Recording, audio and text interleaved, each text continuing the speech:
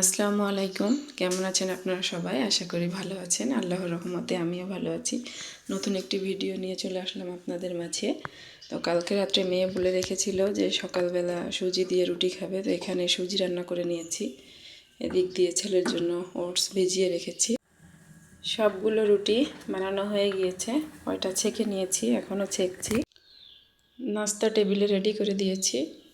দেখেন কাদের জন্য নাস্তা রেডি করলাম, তারা এখনও কেউ ঘুম থেকে ওঠেনি।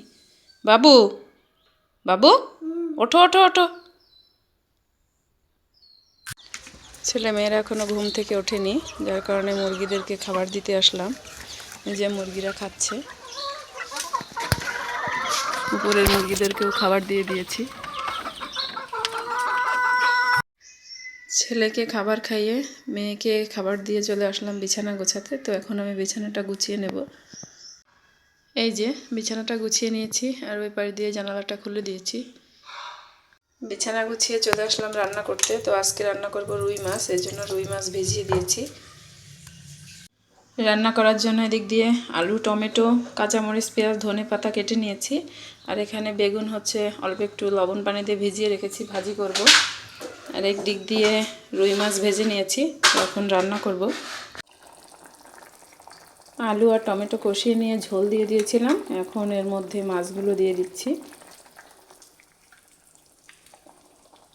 আর এদিক দিয়ে দেখেন বেগুন ভেজে নিয়েছি, ওই তেলে আবার ঝাল পেঁয়াজ ভেজে নেব, কারণ আজকে হচ্ছে বেগুন ভাজি খাবো না, বেগুন ভর্তা করব। রুই মাছের তরকারি হয়ে গেছে প্রায়, এখন এর ভিতরে ধনিয়া পাতা দিয়ে দেব। আর এদিক দিয়ে বেগুন ভর্তা করার জন্য চিংড়ি মাছ আর ঝাল পেঁয়াজ একসাথে ভেজে নিচ্ছি। মাছ রান্না করা হয়ে গিয়েছে, এখন কড়াইতে নামিয়ে নেব। মাছটাকে কড়াইতে নামিয়ে নিলাম।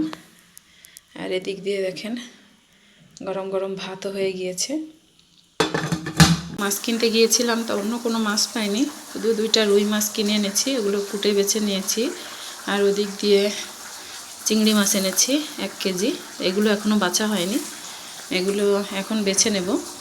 চিংড়ি মাছগুলো কুটে বক্সে ভরে নিয়েছি, ছেলেকে খাইয়ে ঘুম পাড়িয়ে দিয়েছি। এখন আমরা মা মেয়ে খেতে বসেছি। সকালের কাজ সকালে দ্রুত না করলে সারাদিনও কাজ শেষ হয় না।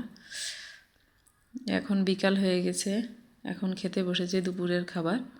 এখন হচ্ছে আমরা বেগুন ভর্তা করব। প্রথমে হচ্ছে এই যে বেগুনের খোসাগুলো সুন্দর করে ছিলে নিচ্ছি। বেগুনগুলো সব ছিলে নিয়েছি, এবার এর ভিতরে ভেজে রাখা ঝাল পেঁয়াজ আর চিংড়ি মাছ দিয়ে দিচ্ছি। এগুলো এবার ভালোভাবে মাখিয়ে নেব। এর ভিতরে দিয়ে দিচ্ছি একটুখানি ধনিয়া পাতা